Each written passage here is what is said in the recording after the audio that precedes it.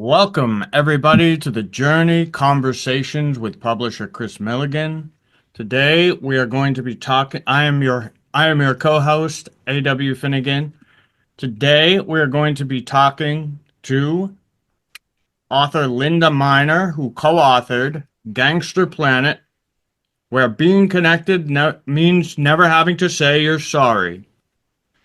Uh, Gangster Planet is a wild ride exploring the ever-evolving world of drug trafficking, money laundering, and stock swindles. Written in an engaging and accessible style, this book not only informs but entertains as it delves into the historical progression of criminal activities. As technology rapidly advances, so too do the methods of those engaged in illegal enterprises. The book reveals how modern criminals adapt their strategies, seamlessly integrating new techniques into their operations. It also uncovers the collaboration between drug traffickers and so-called professional white-collar criminals who play a crucial role in laundering illicit profits through global public corporations. An alternative subtitle could be The Evolution of Organized Crime into a Global Enterprise. And Linda Miner is a retired attorney, formerly licensed in Texas, whose legal specialty was real property law and land titles. She has a second career as a blogger and a researcher for Daniel Hopsicker and other published authors. She lives near Austin, Texas, with her British-born husband and two cats. And Daniel Hopsicker was her co-author on this book, who has now passed away. And Linda, we will be talking to Linda Miner today. So, without further ado, here's your host, Kris Millegan. Thank you, Adam, very much. And Adam is also an author, too. He's the author of A Sleeper Agent, a book about biological warfare. Linda, thank you so much for coming on. I mean, you're kind of a hidden person out there. You don't really do a lot of public speaking. You're kind of behind the scenes. And, I would uh, talk to people about you, and I'd say, well, I know this lady in Texas, and she's a lawyer, and I call her a courthouse basement lawyer because she's able to go in the basement of the courthouses and tell you who really owns things. And she's been a very valuable behind the scenes researcher for many people. She was the main researcher for Russ Baker's book, Family of Secrets, and many others. And then, well, she met Daniel, and Daniel was God bless Mr. Hopsicker. He was a very interesting person. I met him, over the internet, how I met Linda and how I met Adam. And I was running an email list called CIA Drugs. And, well, actually, there was an email list called CIA Drugs run by this guy by the name of Bob. And it went on for a while, but then it imploded because, oh, there Well, was you people. before that, Kris, you had conspiracy research theory. Yeah, conspiracy theory research list. I had that email list That's the one I going, joined first. right, and then there was a CIA drugs one, and then it imploded, and then Daniel and we enjoyed being on that list, so he started one and I started one, and then we merged them, and they became a list that was around for quite a while, and a lot of interesting things happened on that because some of the quote unquote spooks didn't really like us talking about CIA drugs, and they sent spooks in there to try and have it implode. And actually, Daniel was one of the first ones to say, there's something hinky going on with this Rupert guy here. And, it took a while to figure out what that hinkiness was. And I remember one thing when I see something hinky out there, I generally just give people rope because at some point in time they either hang themselves or go they go back to the boilerplate, and just start repeating all the BS. And I've known Linda a long time. These email lists started in the uh, About sometime in the 19, 1990s. yeah, 96 probably. Right, right. And I remember one time Linda and we decided, well, we're going to see who owns stuff, and we kind of figured out that really who owns stuff is accounts receivable, because they'll bust out any corporation even if they own it, if they can get other people to put money in there, and then they buy it back for uh, pennies on the dollar. But let's talk about Gangster Planet. Okay, where being connected means never having to say you're sorry, which was a tagline that Daniel came on pretty early on, and Daniel was a journalist. Okay, I mean, I'm a musician songwriter. Okay, I read a lot of books, and my daddy told me some stuff. Okay, but and I really wasn't a journalist. Okay, I started looking into this stuff and writing and different things. But Daniel was a real live journalist, and once he started figuring stuff out, it just it he was amazed at the corruption that he found, and then he started just to track the corruption. And I mean, how much corruption did Daniel find, Linda? Well, how much could he find? Well, he suspected it was just about everywhere, but he wasn't. Suspicion wasn't enough with him. He had to zero in on facts and the evidence that that proved the people that he was researching were really corrupt. Um, but he started with I think you've told people about this before, with the boys on the tracks in Arkansas. That was really his first political investigation, and it just grew from there, because every time he was sure he had proven the corruption, uh, it would change. They would shut him down, or like he had done this for the business program that he had in California, where he would do little blurbs for NBC or different networks, and he found this. Uh,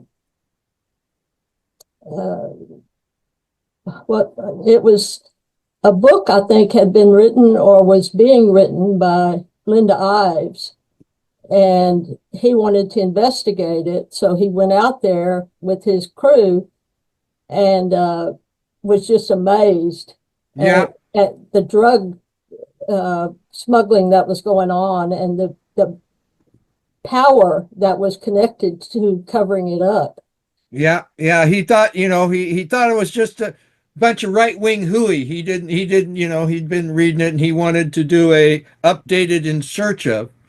Yeah, And so he went out there and he got the mother of one of those kids in chair, and he had his camera on her and everything, and he's sitting there, she's a powerful lady when she yeah, talks, you know. And he heard her, and he says, "Wow, this isn't just some little thing. This is." He envisioned, a big 2 hour special on HBO.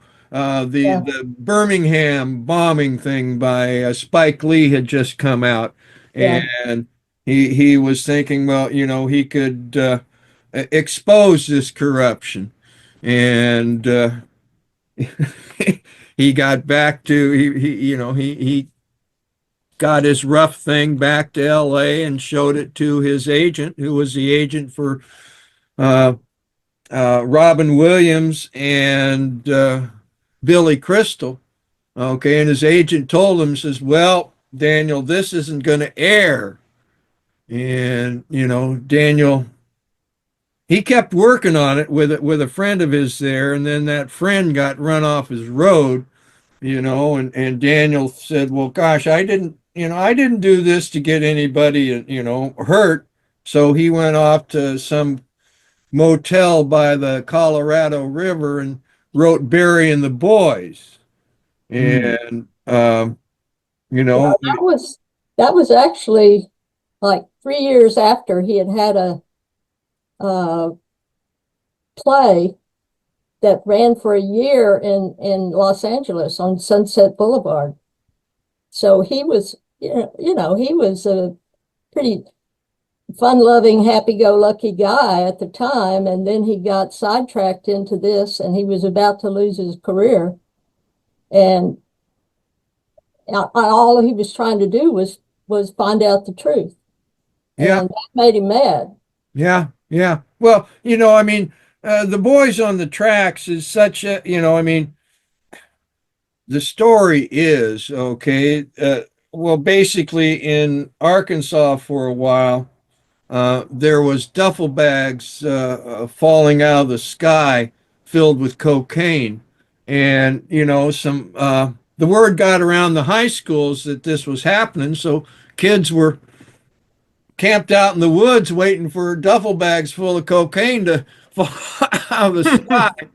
And in researching these subjects of CI drugs, one thing that we found with the corruption is they had to have a local person too. They had to have somebody at the county level that was involved, and we generally found that it was either the sheriff or the DA. And it happened in this county. It was the DA, but they ran the story. There was these two kids, and they the story, and the quote unquote official story, all the way to be released from the Arkansas medical examiner, was that these kids had smoked so much marijuana that they fell asleep on the train track and it ran over them and killed them. Well, it just so happened that one of that mother, uh, her husband was an engineer on that. He wasn't on that train on that day, but they were able to look at things, and they then found out that one of the kids was stabbed and the other one was shot too. Okay, and it was because uh,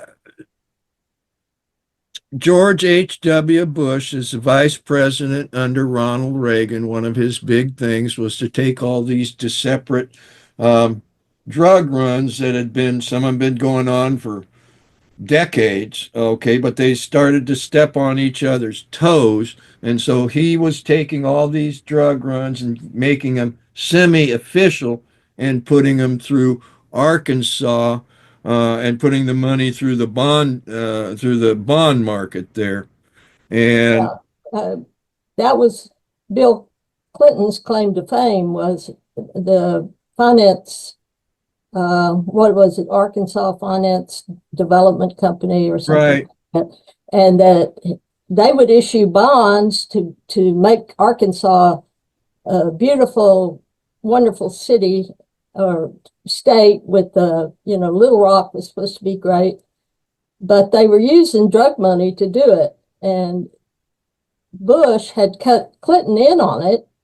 And of course, as we learned from another uh, ex-CIA drug smuggler, Terry Reid, uh, William Barr was in on it too, and Oliver North.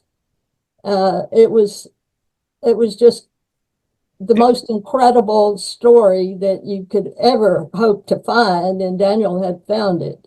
right. I mean, it's corruption. I mean, the drugs And create this big pile of money, and then they pass the money out to people so that they can break the law. yeah, Okay, and I mean, the whole thing about the drugs being illegal that's another long story. Well, Okay. that's where Daniel's tagline came in. He wanted something catchy, so he says, well, being connected means you never have to say you're sorry. Back Mhm. then, that love story was a big hit. And, you know, where what was his name? The main star in the movie says, love means never having to say you're sorry.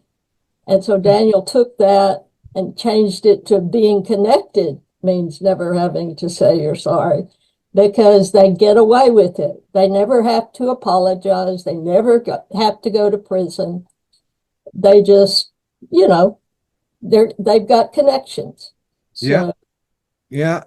And, you know, the level of, I mean, the level of corruptions that he finds, because you know, the drugs come in, okay, they make a big pile of money, okay, but that's quote unquote illegal money, okay, so you gotta wash wash it it.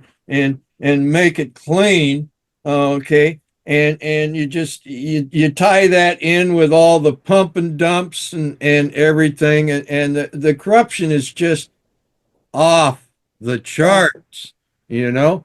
And Yeah, the no, it was the Wall Street Journal back then had a writer that kept hinting that something was going on with Clinton. They wanted to blame it all on him. So they came up with this bond salesman, and I don't think he was connected to Jackson Stevens, but he was Bill's private, Lassiter. yeah, and Dan Lassiter, and so the Wall Street Journal kept saying, well, who is this Dan Lassiter? And they wanted somebody else to disclose that, oh, he's Clinton's man, and that's who's behind all this corruption. But really, Clinton was doing it for George H.W. Bush and the Reagan administration, who wanted to find a way to finance uh, the war Contras. going on in Nicaragua, Right. Right. which Congress had shut down. Yeah, yeah. Again, illegal corruption, and I used to say, there should have been Klieg lights at Daniel's door there in Venice, Florida, because he broke so many stories over and Yeah, over again, and sometimes you would see little glimmers of it in the mainstream. yeah. Okay, but they would never, talk to Daniel directly. And then, Daniel stumbles across basically Huffman Aviation and Mohammed Atta and the Mhm. people that, supposedly flew the planes on 9/11. Okay. And again, Well, he went to visit his parents after Barry and the Boys came out. mhm, They lived in Sarasota, and they'd been living there since 1987, somewhere around there. So he goes out there, and it just so happens that he was waiting for his book to come out when 9/11 happened. And it happened, and so he's looking at the newspaper, and it says Venice. Yeah, his parents actually lived in Venice, which is a small town in Sarasota County, and that's where the circus lived and died. When it went out of well, it business was there. sold, and it had its headquarters there in Venice, Florida, and you know I went out there several times to work with Daniel on the book, and Venice is a very small town, and you would think nothing happened without everybody knowing about it. But here was this this whole 9/11 thing that went back to some Saudi, uh, supposedly they were doing their flight training there, even though it appeared that they already knew how to fly. And that kind of intrigued Daniel. And he would drive up and down the streets and go to the apartments where they supposedly lived. And, you know, that's what you mean by he was an investigative reporter. He really investigated. Oh yeah, yeah. I mean, he found out about the pink-haired stripper that Yeah. Mohammed Atta was living with and was going out with, you know, Yeah. and he confirmed it from the apartment manager. He confirmed it from the neighbors in the apartment. Yeah. He confirmed it from the postman. He confirmed it from Yeah. quite a few people, you know. And he called me up and he said, you know, and he wrote this incredible story. Okay. And we contacted the National Enquirer and a couple other of the supermarket tabloids, and one of the guys says, "Mohammed Atta and a pink-haired stripper. Wow, we got it. It'll be in the next issue, you know." And it didn't happen. Yeah. Okay. Well, And we found out about David Pecker later on, didn't we? Right. Well, Daniel, because Burying the Boys also got published in Germany. Okay. So Daniel had a publisher there, and and so they got the story published in the biggest newspaper in Germany. Okay. Yeah. Wow. Spiegel. And it got shut down right away. Yeah. Yeah. They declared Well, you Daniel know, to be an Anthony, anti-Semite. Okay. Anthony Wow. Summers came to he spent a month in Sarasota County and around Venice, and Daniel took him to all of these apartments and introduced him to his cabbie and everybody else. And I've seen the memos, the emails that Summers sent back to Daniel saying, "Oh, well, you really don't have enough evidence here that our legal team will allow us to publish any of these as facts." Right. I mean, and you know, the simple fact that the gentleman who owned Huffman Aviation, okay, that were two of these guys, the 9/11 guys trained on, had his plane get busted with 47 pounds of Yep. heroin. I remember And that. Well, which that's really where the book Gangster Planet picks up with the first two books. right. It's Mhm. because Daniel's, you know, after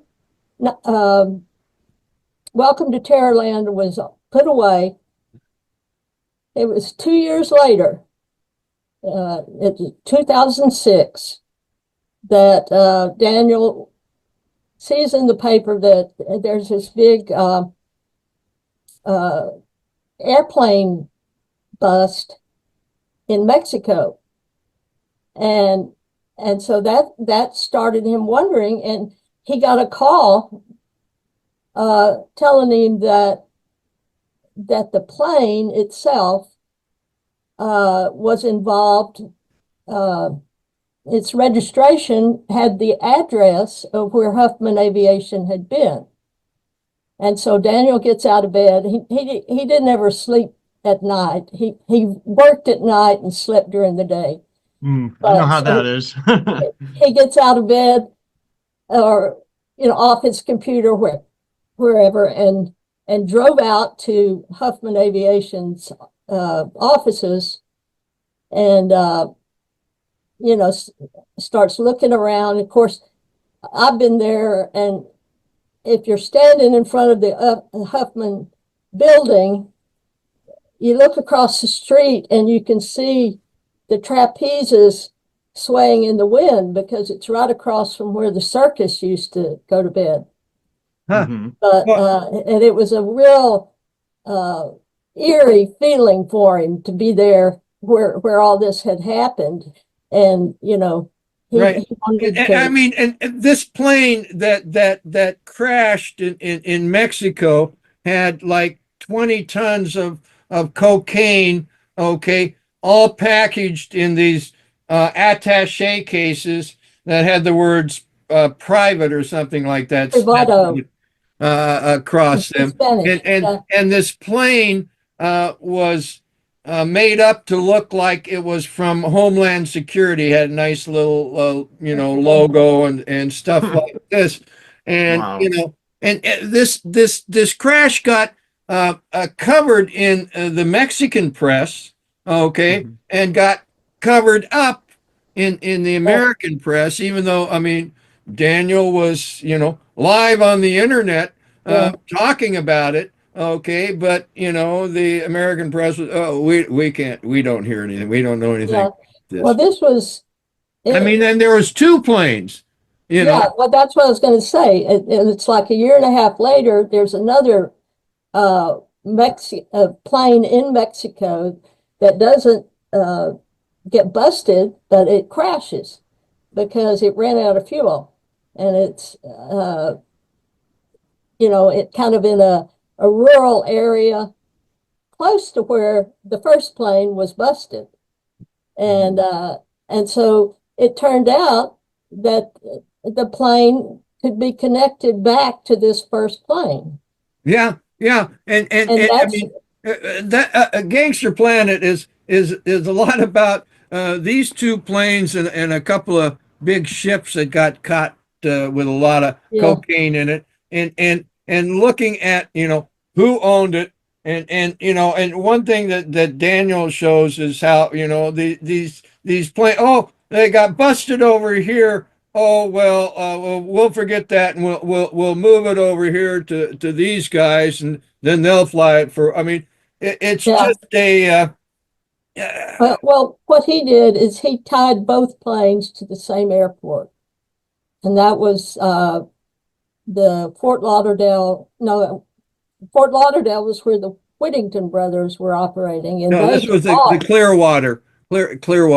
It was Mhm. Clearwater, uh, St. Petersburg Airport, and so he starts investigating that, and he finds connections that go way back to Claire Chennault and the Chinese uh, during World War II and Right. during and after World War II. Well, it's a bunch of those people that were in China that because Chiang Kai-shek was really one of the first governments that was ran on opium money, Yeah, and they basically brought some of that model here. yeah, Even though there was older there was older drug runs that had also been running, but then this was the main crew through Chenault and Paul Hellowell, however you say his name, that started to create the entities. the Uh, CIA. It was this Air America, uh, the the whole sea supply. It was their way of financing. It was, it's like they say they're running the drugs and they think, well, this is a good thing because it finances all of these operations to get rid of drugs. Now, if that is the dumbest thing anybody could ever hope to imagine, Mhm. that the well, yeah, CIA is fighting drugs by using the drug money. right. Well, I mean, I've been digging into this a long time, read a lot of different books about it. I remember reading this one book in it, and some general pops up and says, well, the world's a seamy place, and we're going to be the big butt on the bench. Well, we need to be the big butt on the bench. They're thinking, well, if we can control it, but, um, corruption isn't really controllable so much, okay, and they because There are a lot of hungry you poor start people. with a the the intelligence service brings in the drugs. Well, what are they going to do? They're going to sit on them? No, they got to find somebody to sell them. So they start working with criminal gangs, okay, to sell to sell the things. And then I want to go back just a little bit further. Okay. I mean, if you're a Rockefeller, you can pretty much do what you want, right? Okay. But you see, there's these two big black operations of the government. Okay. One of them is COG, continuance of government. Okay. And that's basically based in started in West Virginia. And then the other big black operation is this drug running, okay? And it was basically based in Arkansas because you have mountains there, okay? And you can do whatever you want in the mountains till somebody with a gun comes up there and says, Yeah. don't do that, okay? So why did the Rockefellers, okay, go to West Virginia and Arkansas and say, well, you guys need some help with governance, okay? It's a way of getting, platforms in there that then allow for the corruption to continue to happen, okay? And so he was first looking at the CIA and other some other intelligence agencies and military, bringing in these drugs, and then he started looking at criminal gangs, okay, because that's really it's not so much the intelligence services that are running them now. I mean, they say, we don't need you anymore. These criminal gangs are just using the corruption that's already there to continue to corrupt our system. Well, the CIA started with uh, was it Luciano Yeah, and World War II? right. That was before the CIA. That was Yeah, naval intelligence, right. But I right, mean, and they FBI. started there because the operation had been a Republican operation in New York with Governor Dewey, who was supposed to win the election and lost. And so we ended up with Truman. And then Truman is the one that actually signed the legislation to create the CIA. But it was already in the works there. And I think Truman really had no clue what was being hidden from him about Right. how Luciano and Meyer Lansky had gone into Cuba and started bringing the French drugs through Cuba, or the Indo-Chinese drugs. And that brings us back to your story about your daddy and uh, having a picnic, Right. because it all started about that time when Lansdale was having a picnic and telling your dad how they were going to opiate an entire generation of Americans so that they could expand their operations. Right, right. And control them, you Yeah, know. And so but they were more interested in the marketing. I mean, Lansdale was an advertising agent. That's how he before he went into the army, he was in advertising. And of course, one of the biggest needs for advertising was General Motors. And this is what I've been working on since I finished the book. Was General Motors was mostly owned by the DuPont family. And you talk about West Virginia earlier with Rockefeller. DuPont was really into making things out of coal and creating a chemical industry. And so, plastics, like in the old Graduate movie, that's where the future is in plastics.